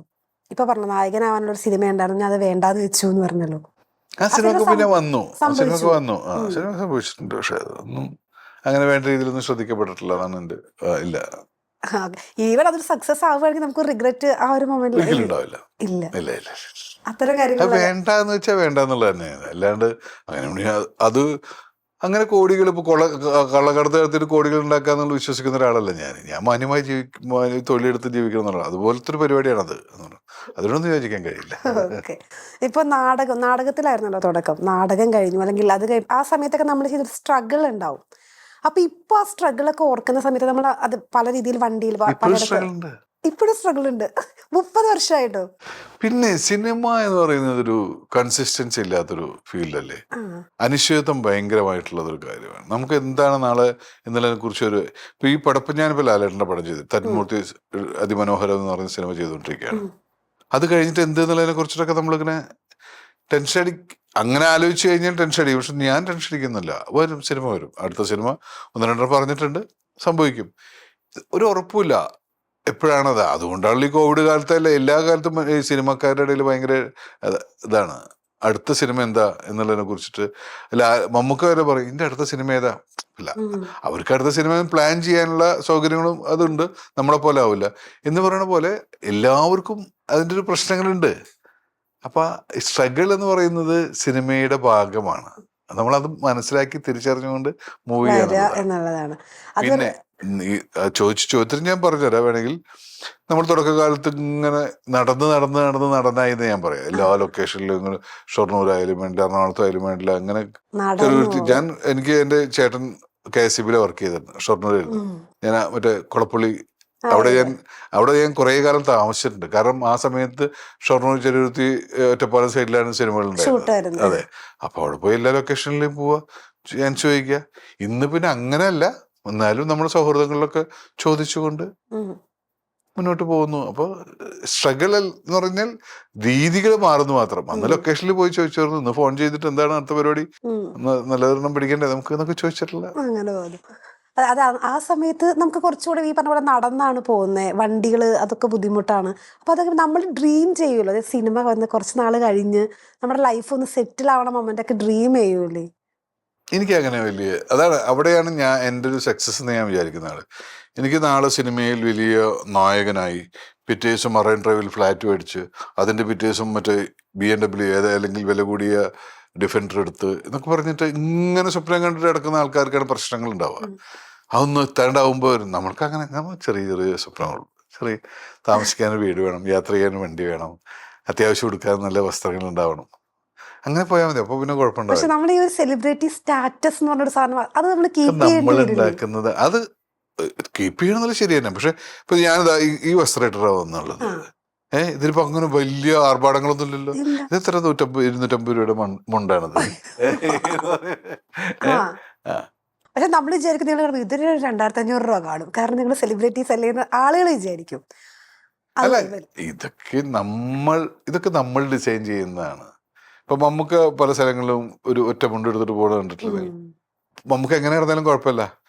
നമ്മള് നടക്കുമ്പോ കുറച്ച് നമ്മള് ഒറ്റമുണ്ട് അതുപോലെ ചുളിക ഷർട്ട് ഇട്ട് കഴിഞ്ഞാൽ ഇവൻ ഔട്ടായെന്ന് തോന്നണമെന്ന് പറയും. അപ്പൊ നമ്മൾ അതിനനുസരിച്ച് മെയിൻറ്റെയിൻ ചെയ്യണം. പക്ഷെ അതിനൊക്കെ ഒരു ലിമിറ്റ് ഉണ്ട്. ഇതിൽ വെറുതെ കാണിക്കലല്ല അത്. ഇത് ഇയാൾ ഇങ്ങനെയാണെന്ന് ആളുകൾക്ക് തിരിച്ചറിഞ്ഞ്, ഞാൻ പറഞ്ഞില്ല ഞാൻ 10-30 വർഷമായെന്ന് നിങ്ങൾക്ക് അറിയാലോ. അപ്പൊ ഇയാൾ ഇർഷാദൊക്കെ ഇങ്ങനെയാണ്, അയാളുടെ ലൈൻ ഇങ്ങനെയാണ്. ചിലപ്പോ നരച്ച താടി വെച്ച് തുടരുള്ള പോലെ നടക്കും, ചിലപ്പോ ഡൈ ഒക്കെ അടിച്ച് ഇങ്ങനെ നടക്കും. അത് പുള്ളി അങ്ങനെയാണ് അക്സെപ്റ്റ് ചെയ്യണം എന്നുള്ളതാണ്. തുടരും കഴിഞ്ഞു, അത് കഴിഞ്ഞ് ദൃശ്യം കഴിഞ്ഞു. ലാലേട്ടന്റെ കൂടെ വരുന്ന സമയത്ത് എനിക്ക് തോന്നുന്നു നരസിംഹത്തിന് അതൊരു ചെറിയ ഒരു പോർഷൻ ആയിരുന്നല്ലേ വന്നിട്ടുണ്ടായിരുന്നു. നരസിംഹത്തിന് ചെറിയ പോർഷൻ എന്ന് പറയാൻ പറ്റില്ല. നരസിംഹത്തിന്റെ ലാലേട്ടന്റെ കൂടെ ത്രൂ ഔട്ട് വേഷമാണ് ശരിക്കും പറഞ്ഞാൽ. അല്ല, ഇതുപോലെ ഇത്രയും സ്ക്രീൻ സ്പേസ് ആണ് ഇത്രയും ഇല്ല, ഇല്ല ശരിക്കും പറഞ്ഞില്ല. പക്ഷെ ഞാനൊക്കെ എന്നെ സംബന്ധിച്ചിടത്തോളം നരസിംഹത്തിന്റെ വേഷം വലിയ വേഷമാണ്. കാരണം ഞാൻ താരതമ്യേന പുതുമുഖമായ ഞാൻ ലാലേട്ടന്റെ കൂടെ എല്ലാ സ്ഥലത്തും പാട്ടിലുണ്ട്, ഡാൻസിലുണ്ട്, ഫൈറ്റ് ചെയ്യണോടത്തുണ്ട്, എല്ലായിടത്തും നമ്മളുണ്ട്. നിങ്ങളിപ്പോ ഒന്ന് കണ്ടാക്കിയാൽ മതി. പക്ഷെ അന്നൊക്കെ ലാലേട്ടൻ ഇങ്ങനെ നിറഞ്ഞു നിൽക്കുകയാണ് അവിടെ. അങ്ങനെ അതിന്റെ കൂടെ ഇപ്പൊ കലാഭവൻ ചേട്ടനുണ്ട്. അപ്പൊ അവരൊക്കെയാണ് ഇമ്പോർട്ടന്റ്. അതിന്റെ കൂട്ടത്തിലൊരാളായിട്ട് ഇങ്ങനെ നിൽക്കുന്നു. അപ്പൊ പിന്നെ അതിന്റെ കൂടെ സഞ്ചരിക്കാൻ പറ്റുന്നു. ഇപ്പൊ ലാലേട്ടന്റെ കൂടെ ഉണ്ടാവുന്നു. അപ്പൊ ദൃശ്യത്തിലൊക്കെ പിടിച്ചിരുത്തി ചോദ്യം ചെയ്യുന്ന ലെവലിലേക്ക് വരെ നമ്മൾ അവിടെ ക്യാരക്ടേഴ്സ് അത് ദൃശ്യമാണിൽ ചോദ്യം ചെയ്യുന്നു. ദൃശ്യം 3-ലാവുമ്പോ അദ്ദേഹത്തിന്റെ കൂടെ ഭയങ്കര സ്നേഹത്തോടെ, അല്ലെങ്കിൽ അയാളുടെ ഒരു വളരെ അടുത്ത സുഹൃത്ത് പോലെ ഇടപഴകുന്നു. അതെ, അത് സ്ക്രിപ്റ്റിന്റെ ഒരു ശക്തിയും കൂടെ. കാരണം അത് ഓരോ ക്യാരക്ടറിനെ എങ്ങനെ കൊണ്ടുവന്ന് എത്തിക്കുന്നു എന്നുള്ളത്, അത് നമ്മുടെ ഒരു ആകാംക്ഷ, അതാ എങ്ങനെ പ്രസന്റ് ചെയ്യുന്നു എന്നുള്ളത് കാണാൻ വേണ്ടി നമ്മളും വെയിറ്റ് ചെയ്തിരിക്കുകയായിരുന്നു. ഇപ്പോ ഇക്ക പറഞ്ഞ പോലെ തന്നെ ഞാനിപ്പോ അടുത്ത SP ആണോ DYSP ആണോ ചില സമയത്ത് VRS ആണെന്ന് പറയുമ്പോൾ കിട്ടുന്ന ഒരു സാധനം ഉണ്ട്, അത് നമ്മൾ എക്സ്പീരിയൻസ് ചെയ്യുകയാണ് തിയേറ്ററിൽ എന്നുള്ളതാണ്. അത് ഏറ്റവും വലിയൊരു കാര്യം തന്നെയാണ്. ഇനി ഏതാ അടുത്ത സിനിമ ഏതാ ലാലേട്ടന്റെ പടം ചെയ്തോണ്ടിരിക്കുകയാണ്? തരുണിന്റെ അതിമനോഹരം എന്ന് പറയുന്ന സിനിമ. അതിലും പോലീസ് സ്റ്റേഷൻ തന്നെ. എനിക്ക് ഒരു പോലീസ് സ്റ്റേഷൻ ചോദിച്ചപ്പോ ഒരു പൂ ചോദിച്ചപ്പോ ഒരു പൂക്കാലം കിട്ടിയെന്ന് പറയുന്ന പോലെ. അത് ഞാൻ ആ ദൃശ്യത്തിന് പോലീസ് സ്റ്റേഷൻ കഴിഞ്ഞിങ്ങനെ യൂണിഫോം ഇട്ട് ഇങ്ങനെ വരുമ്പോ ജിത്ത് വിളിച്ചിട്ട് പറഞ്ഞു, ഇനി കുറച്ചു കാലത്തിന് ഇത് അഴിക്കേണ്ടി വരില്ലേട്ടാന്ന് പറഞ്ഞു. പോലീസായിട്ട് അങ്ങനെ കേറി ഒരുപാട് പോലീസ് സ്റ്റേഷനുകൾ വേണ്ടെന്ന് വെച്ചിട്ടുണ്ട്. ഇങ്ങനെ നിരന്തരം പോലീസ് ആകുമ്പോൾ ഉണ്ടാവുന്നൊരു മടുപ്പുണ്ടാവും. അപ്പൊ അതൊഴിവാക്കിയിട്ടുണ്ട്. പക്ഷെ ഇത് നല്ല വേഷമാണ്. അല്ല, മീൻസ് ഇത് അത്തരം സിനിമകളിൽ പോലീസല്ല കള്ളനല്ല എന്തായാലും എടുക്കുമല്ലോ. തരുൺ മൂർത്തിയുടെ പടം. തരുൺ അത്രമേൽ ഇഷ്ടമുള്ളൊരു സംവിധായകനാണ്. തരുണിന്റെ ആദ്യത്തെ പടത്തില് നായകന്മാരുടെ കൂട്ടത്തിലൊരാളാണ് ഞാൻ. ഇപ്പൊ തരുൺ എന്ത് ചെയ്താലും നമുക്ക് നല്ലതേ തരുള്ളൂ. അതാണ്. അത് നമ്മൾ അങ്ങനെ വെയിറ്റ് ചെയ്തിരിക്കുകയാണ്. ഓക്കെ, ഈ ഡയറക്ഷൻ എപ്പോഴെങ്കിലും ഒരിക്കലും ഇല്ല, തോന്നിയിട്ടില്ല. വലിയ പണി, നല്ല ബുദ്ധിയുള്ളവർക്ക് പറഞ്ഞ പണി, ഞാനൊന്നും ചെയ്യേണ്ട കാര്യമില്ല. അല്ല, പ്രൊഡക്ഷൻ ചെയ്തു, അഭിനയിച്ചു, ഇത്രയും വർഷങ്ങൾ നമ്മൾ ടെക്നിക്കൽ സൈഡും കൂടെ ഒക്കെ ഒന്ന് അറിഞ്ഞ് നിൽക്കാമെന്ന്. അല്ലെന്നേ, അത് ഭയങ്കര റിസ്കിൽ എന്നല്ല, ഭയങ്കര ബുദ്ധിപരമായിട്ട് ഇടപെടേണ്ട കാര്യം. ഒരു സീൻ കൺസീവ് ചെയ്യുക, അത് അങ്ങനെ ചെയ്യുക, അങ്ങനെ അത് എന്നെ കൊണ്ട് പറ്റുന്നൊരു കാര്യമാണ്. ഞാൻ വളരെ ശാന്തമായിട്ട് സൈഡിലൂടെ അങ്ങനെ സഞ്ചരിച്ചുകൊണ്ടിരിക്കും. എപ്പോഴെങ്കിലും ഒരു സ്ക്രിപ്റ്റ് എഴുതണം ഭയങ്കര ആഗ്രഹമുണ്ട് എനിക്ക്. പക്ഷെ അതും ഞാൻ എഴുതി നോക്കിയിട്ട് എനിക്ക് എന്നെ തന്നെ തൃപ്തിപ്പെടുത്താൻ പറ്റും. ഞാനതങ്ങ് ഉപേക്ഷിച്ചാണ്. നാളെ എഴുതിക്കൂടാന്നറിയില്ല, സിനിമയാവാം സംഭവിച്ചുകൂടാന്നറിയില്ല. പക്ഷെ ഇപ്പൊ എന്തായാലും അങ്ങനെ ഒന്നുമില്ല. കൂടുതൽ നമ്മൾ ആലോചിക്കില്ല. എന്തെങ്കിലും ബിസിനസ് പ്ലാൻസ് ഉണ്ടോ? ഇതിന്റെ കൂടെ നമ്മളിപ്പോ എല്ലാവരും പറയും സിനിമ, ഇപ്പൊ ഇക്കയും പറഞ്ഞു സിനിമ എന്ന് പറഞ്ഞാൽ അത്ര പ്രോപ്പർ ആയിട്ടുള്ള ഒരു ഇൻകം അല്ല, അല്ലെങ്കിൽ അത് നമുക്ക് വിശ്വസിച്ചിരിക്കാൻ പറ്റില്ല. അപ്പൊ നമ്മൾ എല്ലാവരും ഒരു ബാക്കപ്പ് പ്ലാൻ ഉണ്ടാവുമല്ലോ, അതൊക്കെ നടക്കുന്നുണ്ട്. അതിനെക്കുറിച്ച് കൂടുതൽ അല്ല, എല്ലാവരും പറയാറുള്ള ഒരു കാര്യം എന്തെങ്കിലും ഒരെണ്ണം അപ്പുറത്ത് കണ്ടുവെക്കണം എന്നുള്ളൊരു സംഭവം. എന്റെ സുഹൃത്തുക്കൾക്കൊരു ഫാമുണ്ട്, സെറാ പെർഫ്യൂം എന്ന് പറഞ്ഞിട്ട് ഒരു ഇതുണ്ട്. ലുലുവിലൊക്കെ ഉണ്ട്, ഫസ്റ്റ് ഫ്ലോറിൽ ഉണ്ട്. അതിൽ എനിക്ക് പാർട്ട്ണർഷിപ്പ് ഉള്ളതാണ്. അത് കേരളത്തിലല്ല, ഇന്ത്യയിൽ എല്ലായിടത്തുള്ള സ്ഥാപനമാണ്. ചെന്നൈയിലുണ്ട്, ഹൈദരാബാദ് ഉണ്ട്, അങ്ങനെ ഉണ്ട്. പക്ഷെ എനിക്കിവിടെ ലുലുവിൽ ഞാൻ ഉണ്ട്. ഓക്കെ, അതിന്റെ കൂടെ നമ്മുടെ കാര്യങ്ങളായിട്ട് അങ്ങനെ പോകുന്നു. അതുപോലെ ജോസഫിന്റെ കഥാപാത്രത്തെ കുറിച്ച് നമുക്ക് പറയാതിരിക്കാൻ പറ്റും. ഭയങ്കര ഇമോഷണൽ ആയിട്ടുള്ള ഒരു കഥാപാത്രമാണ്. ആ സിനിമ ചെയ്ത് കഴിയുമ്പോൾ ഈ ഇമോഷൻസ് നമ്മൾ ക്യാരി ചെയ്യൂ, അത് അവിടെ കളഞ്ഞ് അപ്പൊ തന്നെ വരും? കുറച്ചേലൊക്കെ ഇങ്ങനെ ഉണ്ടാവും ആ സൗഹൃദം. പിന്നെ അതിനൊരു ജോസഫൊക്കെ ചെയ്യുന്ന സമയത്ത് ജോജു നമ്മളൊക്കെ ഭയങ്കര സൗഹൃദത്തിൽ ഇങ്ങനെ, ഇപ്പോഴും സൗഹൃദത്തിന് കുറവുണ്ടായിട്ടില്ലേ, എല്ലാവരും കൂടി ഒരുമിച്ച് ഇങ്ങനെ ഒരു നല്ലൊരു വൈബിലായിരുന്നു ശരിക്കും. ഷൂട്ട് കഴിഞ്ഞാലും വൈകുന്നേരമായാലും രാവിലെ ആയാലും ഒരുമിച്ചുള്ള യാത്രകളും ഒക്കെ ഉണ്ടായിരുന്നു. അപ്പോൾ അതിനൊരു ആ ഇമോഷൻ അത് കറക്റ്റ് വർക്കാവാൻ തന്നെ കാരണം അങ്ങനെയായിരുന്നു. എല്ലാ ദിവസവും നമ്മൾ ഒരുമിച്ചിരിക്കലും എല്ലാ സമയത്തും നമ്മൾ ഒരുമിച്ചായിരിക്കും. ആ ഗ്രൂപ്പ് മുഴുവൻ അങ്ങനെയായിരുന്നു. അപ്പം അത് കുറേ കാലം ഒന്നും കൊണ്ടെടുക്കില്ല. നമുക്ക് അടുത്ത സിനിമയിലേക്ക് കയറുമ്പോൾ ഇതിന്ന് കളയേണ്ടി വരും. അപ്പൊ അതൊന്നും ഇപ്പൊ ഈ ആണ്ടാളൊക്കെ ചെയ്ത് കഴിഞ്ഞ ശേഷം എനിക്ക് ആ ഇരുളപ്പം എന്ന് പറയുന്ന കഥാപാത്രം ഭയങ്കരമായിട്ട് ഹോണ്ട് ചെയ്തായിരുന്നു. കുറേ കാലം എന്നെ വല്ലാതെ പ്രശ്നം ഉണ്ടാക്കിയിരുന്നു. ഞാനിപ്പോഴും ഇരുളപ്പൻ്റെ ഒരു ജോഡി ഡ്രസ്സ് എൻ്റെ കയ്യിൽ ഇപ്പോഴും ഞാൻ സൂക്ഷിച്ചു വെച്ചിട്ടുണ്ട്. എനിക്ക് ഭയങ്കര പ്രിയപ്പെട്ടൊരു കഥാപാത്രത്തിൽ ഒന്നാണത്. പക്ഷെ അതൊക്കെ പിന്നെ കളയേണ്ട. നമുക്ക് അത്ര ഇഷ്ടപ്പെട്ട കഥാപാത്രങ്ങൾ അവിടെ അവരുടെ എന്തെങ്കിലും കോസ്റ്റ്യൂമോ എന്തെങ്കിലും സാധനങ്ങളൊക്കെ എടുത്തുകൊണ്ട് സൂക്ഷിക്കുന്ന അങ്ങനത്തെ ഒരു സ്വഭാവമുണ്ട്. നമുക്കത് കാണുമ്പോൾ ഒരു ത്രില്ലല്ലേ ഇടയ്ക്കൊക്കെ നമ്മളിങ്ങനെ നമ്മുടെ റൂമിൽ നോക്കുന്ന സമയത്ത്. അതാണ് അതിനോടൊരു ഇഷ്ടം തോന്നുമ്പോഴാണ്, ഇന്റിമസി ഉണ്ടാകുമ്പോഴാണ് നമുക്ക് അങ്ങനെ ഒരു പ്രവൃത്തിയിൽ ഏർപ്പെടുക. എല്ലാ കഥാപാത്രത്തോടും നമ്മളൊന്നും ചെയ്യാറില്ല, എന്നാലും നമുക്ക് ഇഷ്ടപ്പെടുന്ന സ്ഥലങ്ങളൊക്കെ. ഈ നായകനാവുന്ന സിനിമകളുടെ കാര്യം ഭക്തജനങ്ങളുടെ ശ്രദ്ധയ്ക്ക് എന്നുള്ളൊരു സിനിമ ഉണ്ടായിരുന്നു. കവി ചേച്ചി ആയിരുന്നു ഹീറോയിനായിട്ട് വന്നത്. അത് വളരെ നല്ലൊരു സിനിമ. നമുക്ക് കാണുന്ന സമയത്ത് തോന്നുന്നു ഇതിന് ഇങ്ങനെ ഇങ്ങനെ ഇങ്ങനെ പോയേന്ന് നമുക്ക് തോന്നാറുണ്ട്.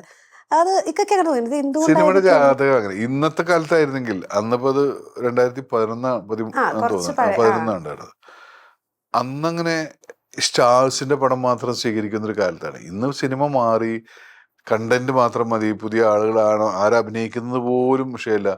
എത്ര സ്റ്റാർസ് ഉണ്ടായാലും സ്റ്റാർസിനെ കുത്തി നിറച്ചാലും കണ്ടന്റ് മോശമാണെങ്കിൽ ഈ അടുത്ത കാലത്തൊക്കെ നമ്മൾ അനുഭവിച്ച കാര്യങ്ങൾ അതൊക്കെ. ഇപ്പൊ ഒരു സ്റ്റാർസും ഇല്ലാണ്ട് ഏറ്റവും വലിയ ഹിറ്റ് അടിച്ച സിനിമയും ഉണ്ടായത് ഈ അടുത്ത കാലത്ത് തന്നെയാണ്. അപ്പൊ അന്നതല്ലായിരുന്നു. ആ കാലത്ത് എന്ന് പറഞ്ഞാൽ മമ്മൂട്ടി, മോഹൻലാൽ, ദിലീപ്, ജയറാം, സുരേഷ് ഗോപി ഇവരുടെ സിനിമകൾ മാത്രമേ തിയേറ്ററിൽ വർക്കായിരുന്നു. ഇന്ന് പിന്നെ തിയേറ്ററിൽ വർക്കായില്ലെങ്കിലും OTT ഉണ്ട്, അങ്ങനെയൊക്കെ സാധ്യതകൾ ഒരുപാടുണ്ടായിരുന്നു. അന്ന് അതൊന്നുമില്ല. അന്ന് സാറ്റലൈറ്റ് ഒക്കെ വന്നു തുടങ്ങിയ കാലത്താണത്. പക്ഷെ അത് ഇന്നാണ് ഇറങ്ങിയിരുന്നെങ്കിൽ ചിലപ്പോൾ അത് ഭയങ്കര വൻ ഹിറ്റ് അടിക്കാവുന്ന ഒരു സിനിമയായിരുന്നു. ഓരോ സിനിമയ്ക്ക് ഒരു ജാതകമുണ്ട്, നമ്മളത് നോക്കിയിട്ട് കാര്യമില്ല. അതിൽ നമ്മളെ വിജയത്തിലും പരാജയത്തിലും ഒന്നും നമ്മൾ ടെൻഷൻ അടിക്കാതെ നമ്മൾ അടുത്ത പരിപാടി ചെയ്യാം. തീർച്ചയായിട്ടും അത്ര ഉള്ളൂ. അല്ലാതെ അതിൽ സങ്കടപ്പെട്ടിരുന്നിട്ട് എന്താ കാര്യം ഉണ്ടാവുന്നു? ഒന്നും സംഭവിക്കാൻ പോകുന്നില്ല. നെക്സ്റ്റ് വാട്ട് ഈസ് നെക്സ്റ്റ്, എന്താ ചെയ്യാ, അടുത്ത പരിപാടി പിടിക്കുക, അത് പോവാ. ഇപ്പൊ ചെയ്തു വെച്ച കഥാപാത്രങ്ങളിൽ ഏറ്റവും കൂടുതൽ സ്ട്രഗിൾ ചെയ്ത ചലഞ്ച് ചെയ്ത ഒരു കഥാപാത്രം ഏതായിരിക്കും പേഴ്സണലി? ഞാൻ പറഞ്ഞില്ലേ, ഈ ഇരുളപ്പനൊക്കെ ഭയങ്കര, അത് അയാളുടെ ഇപ്പൊ ആരും കണ്ടിട്ടില്ലാത്തൊരു സിനിമയാണ്. എന്നാലും അത് ഇപ്പൊ അതുപോലെ തന്നെ വൂൾഫ് എന്ന് പറഞ്ഞ സിനിമ ചെയ്തിട്ടുണ്ട് ഞാനത്. ZEE5 അത് OTT കാലത്ത് ഇറങ്ങിയ സിനിമ. അത് ഗംഭീര ക്യാരക്ടർ, ജോ എന്ന് പറയുന്ന ഒരു ക്യാരക്ടർ. സിനിമ കണ്ടിട്ടുണ്ടാവില്ല അല്ലെ? എപ്പോഴേലും ZEE5 ശരിക്കും പറഞ്ഞു. അർജുൻ അശോകനും സംയുക്തിയും ഞാനും കൂടിയിട്ടുള്ള സിനിമയാണത്. ജോ എന്ന് പറയുന്ന ഒരു ക്യാരക്ടർ ഷാജി എസ് സംവിധാനം ചെയ്തൊരു സിനിമയാണത്. അത് ഇന്ദുഗോപന്റെ ഒരു ചെന്നായ എന്ന് പറയുന്ന കഥയെ ബേസ് ചെയ്തിട്ടുള്ള ഒരു സിനിമയാണ്. അത് കോവിഡ് കാലത്ത് ഇറങ്ങിയതാണ്. ZEE5 direct OTT റിലീസായിരുന്നത്. അത് ഇനിയും കാണാത്ത ഒരുപാട് ആൾക്കാർ ഇപ്പൊ ഇയാൾ കണ്ടിട്ടില്ല എന്ന് പറഞ്ഞല്ലോ. അപ്പൊ അതൊരു വലിയ പരിമിതികൾ ഉണ്ടായിരുന്നു. പക്ഷെ ആകെ 17 ദിവസം കൊണ്ട് ഷൂട്ട് ചെയ്ത സിനിമയാണ്. അപ്പൊ നമുക്കത് ആ ക്യാരക്ടർ എന്ന് പറഞ്ഞത് നിറഞ്ഞു നിൽക്കുന്ന ഒരു ക്യാരക്ടർ. അങ്ങനൊന്നും ചെയ്യാൻ പറ്റുന്ന 17 ദിവസം കൊണ്ടൊന്നും ചെയ്യേണ്ട സിനിമയല്ല ശരിക്കും പറഞ്ഞാൽ. പക്ഷെ നമ്മുടെ പ്രൊഡക്ഷനും കാര്യങ്ങളൊക്കെ വെച്ചിട്ട് അങ്ങനെ നടന്നിട്ടുള്ളൂ. പക്ഷെ അതൊരു ഭയങ്കര വെല്ലുവിളിയുള്ള കഥാപാത്രമായിരുന്നു. അങ്ങനെ അതിനുവേണ്ടി തയ്യാറെടുപ്പുകളൊക്കെ നടത്തിയിട്ടുണ്ടായിരുന്നു. തീർച്ചയായിട്ടും ഞാൻ വേറെ തന്നെ രൂപമായിരുന്നു അതിന്റെ. അത് ഒന്ന് കണ്ടേക്ക്. ഇത് OTT ആയതുകൊണ്ട് തന്നെ തെലുങ്കിലൊക്കെ ഉള്ള ചില ആളുകളൊക്കെ വിളിച്ചിട്ട് ക്യാരക്ടറിനെ പറ്റിയിട്ടൊക്കെ പറഞ്ഞിട്ടുണ്ട്. ഈ അന്യഭാഷാ ചിത്രങ്ങളോടുള്ള അല്ലെങ്കിൽ അവരോടുള്ള ഒരു ഇഷ്ടം അതെങ്ങനെയായിരുന്നു? അന്യഭാഷാ സിനിമകൾ ഇഷ്ടമാണ്. നമുക്ക് നല്ല തമിഴ് സിനിമകളോട് ഭയങ്കര താല്പര്യമുള്ള ആള് ഞാൻ. തെലുങ്ക് നമ്മളൊന്നും എക്സൈറ്റ് ചെയ്യിപ്പിക്കാറൊന്നല്ല സത്യത്തില്. ഹിന്ദിയിൽ നല്ല സിനിമകൾ ഉണ്ടാവാറുണ്ട്. കോൾസ് ഒക്കെ എപ്പോഴെങ്കിലും വന്ന് ഹോളിവുഡിന്നോ ബോളിവുഡിന്നോ ഒക്കെ? എനിക്ക് ഓപ്പറേഷൻ ജാവ ഇറങ്ങിയ സമയത്ത് ഹിന്ദിയിലൊരു നെറ്റ്ഫ്ലിക്സിലൊരു വെബ് സീരീസിന് വേണ്ടിയിട്ട് വിളി വന്നു. ഞാൻ പറഞ്ഞു ഹിന്ദി നെയ് മാലു എന്ന് പറഞ്ഞിട്ട് ഞാൻ ഒഴിവായി. ട്രൈ ചെയ്ത് നോക്കാറില്ല. നമുക്ക് സിംഗ് സൗണ്ട് ആയിരിക്കും അവിടെയൊക്കെ. നമ്മള് മലയാളം തന്നെ കറക്റ്റ് ആയിട്ട് പറയാൻ അറിയില്ല, പിന്നെയാണ് ഹിന്ദി ഇംഗ്ലീഷൊക്കെ പറഞ്ഞിട്ട് വെറുതെ എന്തിനാ. അല്ല നമ്മളിപ്പോ ആലോചിച്ചിട്ട് നമ്മുടെ കരിയർ ഇത്രയും സക്സസ്ഫുൾ നിൽക്കുമ്പോ നമുക്ക് പക്ഷെ നമുക്ക് ഭാഷ കയ്യിലില്ലെങ്കിൽ നമുക്കൊരു കോൺഫിഡൻസ് കിട്ടില്ലെന്നേ. അതാ പ്രശ്നം. നമുക്ക് ഇത് എങ്ങനെയും ബുദ്ധിമുട്ടി എങ്ങനെയെങ്കിലൊക്കെ പറയുമ്പോൾ നമ്മുടെ അഭിനയം മൊത്തം കുളമാവും. ഇപ്പൊ തമിഴൊക്കെ ആണെങ്കിൽ ഓക്കെ, നമുക്ക് മലയാളം തമിഴൊക്കെ എടുക്കാം. ഞാൻ തെലുങ്കിലൊരു പടം ചെയ്തിട്ടുണ്ട്, നാഗചൈതന്യന്റെ ഒരു പടം, റാറുണ്ടി വേദക്ക് ചോദാറുണ്ട്, 2017 തോന്നുന്നു. അത് അങ്ങനെ അഭിനയിച്ച് തീർത്തുന്നുള്ളൂ. പിന്നെ എനിക്ക് തെലുങ്കിലേക്ക് പോവാനേ തോന്നിയില്ല. കാരണം നല്ല സംഗതി തെലുങ്കിലൊക്കെ പോയി നല്ല സുഖമാണ്, നല്ല പേയ്മെന്റ് ആണ്. ഇവിടെ 10 പടം ചെയ്യണ പൈസ അവിടെ ഒരു പടം കൊണ്ടൊക്കെ കിട്ടുകയൊക്കെ ചെയ്യും. പക്ഷെ ഈ കമ്മ്യൂണിക്കേഷനൊക്കെ ഭയങ്കര പ്രശ്നം. അല്ല അത് എനിക്ക് തോന്നുന്നു നമുക്ക് നാളെ നമ്മുടെ ഫിലിമോഗ്രഫി നോക്കുമ്പോൾ എല്ലാ ഭാഷകളിലും സിനിമ ഉണ്ട് കാണുമ്പോൾ നമുക്കൊരു ഒരു ഒരു സന്തോഷം ഒരു ഞാനിപ്പോ സംഭവം വിജയ് സേതുപതിയുടെ കാട്ടാൻ എന്ന് പറയുന്ന വരാൻ പോകുന്നുണ്ട്. വെബ് സീരീസിൽ അത് നമുക്ക് തമിഴ് കുറച്ചുകൂടെ ലാംഗ്വേജ് ആ, ഓക്കെയാണല്ലോ. ഇവിടെ വെച്ചാൽ ഈ തെലുങ്കന്മാർക്ക് കന്നഡ പോലെ തന്നെ മലയാളികൾക്ക് തമിഴ്. തമിഴ് അതെ. അപ്പോൾ നമുക്ക് കുറച്ചുകൂടി ഫ്ലുവൻ്റ് ആയിട്ട് ഇടപഴകാൻ പറ്റുന്ന ഒരു ഭാഷയാണ് ശരിക്കും പറഞ്ഞത് തമിഴ്. അപ്പം അത് തമിഴിലൊന്നും കൂടി എൻ്റെ കരിയർ ഒന്ന് ഡെവലപ്പ് ചെയ്യണമെന്ന് ആഗ്രഹിക്കുന്നുണ്ട് ഞാൻ. ഓക്കെ. ഇപ്പൊ ഇത്രയും വർഷങ്ങളായി ഇതിന് എക്സൈറ്റ് ചെയ്യിപ്പിച്ച കൂടെ അഭിനയിച്ച ആരെങ്കിലും ഉണ്ടോ? നമ്മളിങ്ങനെ നോക്കി നിന്ന് പോകുന്നു. നമ്മുടെ ശാസനം പോലെ അല്ല നിങ്ങളുടെ സ്ക്രീനിൽ ഒരുമിച്ച് ഇങ്ങനെ ഷെയർ ചെയ്യാണല്ലോ. അപ്പോൾ ഈ സ്പോട്ട് ഇംപ്രൈസേഷൻ പരിപാടി എപ്പോഴും അവിടെ നിന്ന് എന്ത് കൗണ്ടറാ വരിക നമുക്ക് അറിയില്ല. ലാലേട്ടനായാലും മമ്മൂക്കായാലും ഒക്കെ ഇവര് നമ്മുടെ അടുത്തിരുന്ന് തമാശ പറഞ്ഞുകൊണ്ടിരിക്കുന്ന ലാലേട്ടൻ പോയിട്ട് പെട്ടെന്ന് ചെയ്യുന്ന കാണുമ്പോൾ നമ്മളതിലേക്ക് വരാനും നമുക്ക് അയ്യോ ഞാൻ ഡയലോഗ് എന്തായിരുന്നൊക്കെ ആലോചിക്കുമ്പോൾ ഇദ്ദേഹത്തിന് അതേ പ്രശ്നങ്ങളൊന്നും ഇല്ലാതെ ടപ്പ് പറഞ്ഞിട്ട് പെട്ടെന്ന് കഥാപാത്രം അതുവരെ എന്തെങ്കിലും തമാശയും വെളിപ്പൊക്കെ ഇങ്ങനെ പറഞ്ഞുകൊണ്ടിരിക്കുകയായിരുന്നു. പക്ഷെ ക്യാരക്ടർ ആകുമ്പോൾ അത് എല്ലാത്തൊരു സംഭവം. അത് മമ്മൂക്കായാലും അങ്ങനെയൊക്കെ നമുക്ക് കുറച്ചുകൂടി സീരിയസ് ആണ്. ലാലേട്ടൻ ഭയങ്കരമായിട്ട് എല്ലാം വർത്താനം പറഞ്ഞ് ഇങ്ങനെ ഇരുന്നിരുന്ന് ടപ്പ് പറഞ്ഞിട്ടാകും. നമുക്ക് കുറച്ചെങ്കിലും ക്യാരക്ടർ പിടിച്ചിട്ട് അവിടെ ഇരിക്കുന്നുണ്ടാവുകയാണെങ്കിലും. ഇക്കൊക്കെ എങ്ങനെയാ നമ്മൾക്കൊരു ക്യാരക്ടർ പറഞ്ഞ സിറ്റുവേഷൻ അത് നമ്മൾ അത് സെറ്റായിട്ട് ഇങ്ങനെ ഇരിക്കണോ, അല്ലെങ്കിൽ ഇങ്ങനെ പെട്ടെന്ന് എഴുന്നേറ്റ് പോകുമ്പോഴത്തേക്കും ആ ഒരു സംഭവം മിസ്സായി പോകും? ഞാൻ മാക്സിമം ക്യാരക്ടർ അതെ. പിന്നെ വെച്ചാല് ഇവരുടെ കൂടെ ഒക്കെ നിൽക്കുമ്പോൾ നമുക്കൊരു എത്രക്കായാലും ഭയം ഉണ്ടാവുക. എത്ര സൗഹൃദവും എത്ര തമാശ പറയലും എത്ര അടുപ്പം ഉണ്ടായാലും ഒക്കെ വലിയ ലെജൻഡുകളല്ലേ ഇവരൊക്കെ. ഇവരെ കൂടെ നമ്മൾ ഇടപഴകുമ്പോൾ എപ്പോഴും അല്ലെങ്കിൽ സീൻ ഷെയർ ചെയ്യുമ്പോഴൊക്കെ ഇപ്പൊ ദൃശ്യം 3 കണ്ടായിരുന്നല്ലേ. പക്ഷെ ഇതിലൊക്കെ എനിക്ക് ഭയങ്കര കംഫർട്ടായിരുന്നു ആ സീൻസൊക്കെ. അതിൻ്റെ ഒരു ഗുണം ആ സിനിമ മീൻസ് എന്നിലെ നടന് ഭയങ്കരമായിട്ട് ഗുണം ചെയ്തിട്ടുണ്ട്. ആ സീനുകൾ മുഴുവൻ നേരത്തെ തരികയും ലാലേട്ടൻ്റെ കൂടെയുള്ള സീനുകൾ മാത്രമേ ഉള്ളൂ എനിക്ക് ആ സിനിമയിൽ. ലാലേട്ടനായിട്ടുള്ള അതൊരു ഒരു ലാലേട്ടനായിട്ടുള്ള അടുപ്പം കാരണം ഭയങ്കരമായിട്ട് അത് സുഖമായിട്ട് ചെയ്യാൻ പറ്റി. പിന്നെ ഒരു ഭയങ്കര മെച്ചുവറായിട്ടുള്ള ക്യാരക്ടറാണ്. അപ്പം എനിക്ക് ഞാനിപ്പോ ഇങ്ങനെ വർത്തമാനം പറയുന്ന പോലൊക്കെ വളരെ സീരിയസ് ആയിട്ടൊക്കെ പറയാവുന്ന ഒരു ക്യാരക്ടറാണ്. അപ്പൊ അതുകൊണ്ട് നമ്മുടെ ഉള്ളിലുണ്ട്. മിനി സ്ക്രീനിൽ ഒരു സമയത്ത് നായകനാണ്. എനിക്ക് ഒരുപാട് ആളുകൾക്ക് ഭയങ്കര ആ ഒരു സ്നേഹം എക്സ്പീരിയൻസ് ചെയ്തിട്ടുണ്ട്, ഇപ്പോൾ ഉള്ളത് എക്സ്പീരിയൻസ് ചെയ്യുന്നുണ്ട്. അത് രണ്ടും കൂടെ ഒന്ന് കമ്പയർ ചെയ്യാൻ പറഞ്ഞാൽ എങ്ങനെയായിരിക്കും? മിനി സ്ക്രീനിൽ ഒരുപാട് കാലം ഉണ്ടായിരുന്നു. ഞാൻ സിനിമ അടുത്തിട്ട് ഞാൻ ഇപ്പൊ പാടം വന്നൊരു വിലാപത്തിൽ നായകനായിട്ട് മിരേ യസ്മിന്റെ നായകനായിട്ട് അഭിനയിച്ച ശേഷം പിന്നെ സിനിമ ഒന്നും വരുന്നുണ്ടായിരുന്നില്ല. അങ്ങനെ പിന്നെ കുറേ കാലം ഞാൻ സീരിയൽ മാത്രം അഭിനയിക്കുകയാണ്. അപ്പൊ സിനിമയിൽ നിന്ന് ചെറിയ വേഷമൊക്കെ വരുമ്പോൾ ഞാനില്ല, ഞാൻ ഇവിടുത്തെ നായകനായിട്ട് അഭിനയിക്കുന്നുണ്ട് എന്നൊക്കെ പറഞ്ഞ് ഒഴിവാക്കി. എന്നെ പൊട്ടത്തരാണ് ശരിക്കും പറഞ്ഞാൽ. അങ്ങനെ അപ്പൊ അന്നൊരു അനുഭവിച്ചൊരു സുഖമുണ്ട്. അത് വേറെ തന്നെ. ഇപ്പൊ പക്ഷെ നമ്മുടെ ഉള്ളിൻ്റെ ഉള്ളിലൊക്കെ സിനിമ തന്നെയാണ് എപ്പോഴും. നമ്മളെപ്പോഴും പറയും സീരിയൽ നമ്മുടെ ചോറാണെങ്കിൽ സിനിമ നമ്മളെ ചോരയാണെന്ന് പറയുന്നൊരു അങ്ങനെയാണ് നമ്മുടെയൊക്കെ യാത്രകളുള്ളത്. അല്ല ആളുകൾ കുറച്ചുകൂടി അത് കുടുംബ പ്രേക്ഷകർ ഭയങ്കര സ്നേഹം കാണിക്കുന്ന കാരണം ആ ഒരു കഥാപാത്രത്തെ അങ്ങ് അവര് ഉൾക്കൊണ്ട് നമ്മുടെ വീട്ടിലുള്ള ഒരാളെ പോലെയാണ് ട്രീറ്റ് ചെയ്യുന്നത്. പക്ഷെ അതിന് കൺസിസ്റ്റൻസി ഒന്നും ഉണ്ടാവില്ല. ആ ഒരു പീരീഡിൽ ഉണ്ടാവുള്ളൂ. ഇപ്പൊ ഒരു കാലത്ത് നമ്മളെ നായകനെങ്കിൽ ആ സീരിയൽ ഇപ്പൊ ഇന്ന് സീരിയലിൽ വരുന്ന പുതിയ ആൾക്കാർക്ക് കൂടെ ആയിരിക്കും വീട്ടുകാർ നടക്കുന്നുണ്ടാവുക. അത് മാറിപ്പോകും. അത് മാറിപ്പോകും. സിനിമ എന്ന് പറഞ്ഞാൽ എന്നും നമ്മളെ കുറിച്ച് ഓർക്കാനുള്ള ഒരു സംഭവമാണ്. ചേട്ടൻ ചെയ്തതിനകത്ത് മനസ്സിലോട് ഭയങ്കര ചേർത്ത് നിൽക്കുന്ന ഒരു കഥാപാത്രം പറഞ്ഞു ആണ്ടല്ല, അതല്ലാതെ കമേഴ്ഷ്യൽ സിനിമ എടുത്തു കഴിഞ്ഞാൽ ഏതായിരിക്കും? ഞാൻ പറഞ്ഞു വൂൾഫിലെ കഥാപാത്രം. അതുപോലെ തന്നെ എനിക്ക് ഈ ഓപ്പറേഷൻ ചാവയിലെ കഥാപാത്രം, ഈ ഭക്തജനങ്ങളുടെ കഥാപാത്രം, അങ്ങനെ കുറെ. നമ്മളിപ്പോ ഈ ഭക്തജനങ്ങളുടെ ശ്രദ്ധ നമ്മൾ നായകനായിട്ടാണല്ലോ വരുന്നത്. അന്നത്തെ ഹീറോയിൻ കാവ്യ മാധവൻ എന്ന് പറയുമ്പോഴത്തേക്കും അത്ര സ്റ്റാർഡത്തിൽ നിൽക്കുന്ന ഒരാൾ. അപ്പൊ നമ്മൾ ചിന്തിക്കില്ലേ അപ്പൊ നമ്മുടെ കരിയറിൽ ഒരു ബ്രേക്ക് കിട്ടുന്ന ഒരു മൂവി ആയിരിക്കും ഇത്? അങ്ങനെയൊക്കെ ആഗ്രഹിച്ചിട്ടാണ് ആ സിനിമ ചെയ്യുന്നത്. സംഭവിച്ചില്ല എന്നുള്ളത്. സിനിമ അങ്ങനെയാണ്. നമ്മളത് ചെയ്യുന്നതൊക്കെ ഇപ്പൊ ആരും പരാജയപ്പെടാൻ വേണ്ടി സിനിമ ചെയ്യില്ലല്ലോ. എത്ര സിനിമയാണ് വിജയിക്കുന്ന എണ്ണ എത്ര ഉണ്ട്? എന്നാ ഒരു പരാജയപ്പെട്ടോട്ടെ എന്ന് വിചാരിച്ച് സിനിമ എടുക്കത്തില്ല എന്ന് പറയുന്ന പോലെ നമ്മൾ ശ്രമങ്ങളാണതൊക്കെ. ശ്രമിച്ചുകൊണ്ടിരിക്കുന്നു. അത് നമ്മൾ വിചാരിച്ചത്ര പോലെ ചിലപ്പോൾ നമ്മളെ മോഹം ഉണ്ടാവില്ല. അത് ആ സിനിമ ഹിറ്റടിക്കുന്നു, നമുക്കൊരു ഹീറോ പരിവേഷം ഉണ്ടാവുന്നു. പ്രത്യേകിച്ച് കാവ്യമാധവന്റെ കൂടെയാണ് നമ്മൾ അഭിനയിക്കുന്നത്. അപ്പൊ കുറച്ച് ആളുകളൊക്കെ കാണും. അപ്പൊ ആ സിനിമയിലൂടെ നമുക്ക് അടുത്ത സിനിമകളിലേക്ക് കയറാം. പക്ഷെ അങ്ങനെ സംഭവിച്ചില്ല. പക്ഷെ അത് കാര്യമൊന്നുമില്ല. ഇപ്പൊ ചേട്ടന് വ്യക്തമായിട്ടുള്ള പൊളിറ്റിക്സ് ഉണ്ടെന്ന് ഓപ്പൺ ആയിട്ട് പറഞ്ഞിട്ടുള്ള ഒരാളാണ്. അപ്പൊ അതുപോലെ ഇപ്പൊ അമ്മയിലുണ്ടാവുന്ന കാര്യങ്ങളൊക്കെ അതൊക്കെ നോക്കാറുണ്ടോ? അതിനെ കുറിച്ച് കമന്റ് ചെയ്യണ്ട. അല്ല, നിങ്ങളുടെ ഉള്ളിലുള്ള പ്രശ്നങ്ങൾ ചിലപ്പോൾ നമുക്ക് പുറത്ത് പറയാൻ പറ്റില്ല. അത് പ്രത്യേകിച്ച് ഇപ്പോ ആരും പുറത്തൊന്നും പറയരുത് എന്നൊക്കെ പറഞ്ഞു. നമുക്ക് പിന്നെ അത് മോശമായിട്ടുള്ള ചില കാര്യങ്ങളൊക്കെ സംഭവിക്കുന്നുണ്ട്. എന്തായാലും ഒന്ന് കലങ്ങി തെളിയട്ടെ. വെയിറ്റ് ചെയ്യാന്നുള്ളതാണ്. ഓക്കെ, ഇനിയിപ്പോ ഇറങ്ങാൻ പോകുന്നത് ഈ സിനിമയുടെ ഷൂട്ട് വേറെ എന്തെങ്കിലും ഇറങ്ങാനുണ്ടോ ഇപ്പൊ? പ്രേംപാറ്റ എന്ന് പറയുന്ന ഒരു സിനിമ, ആമിർ പള്ളിക്കലിന്റെ ഒരു സിനിമ ഇപ്പൊ ഷൂട്ട് കഴിഞ്ഞിട്ടുണ്ട്. അത് അതിന്റെ വർക്കുകളൊക്കെ നടക്കുന്നുണ്ട് ഇപ്പൊ. അതാണ് ഇപ്പൊ കൂടുതൽ ഇറങ്ങാനുള്ളത്.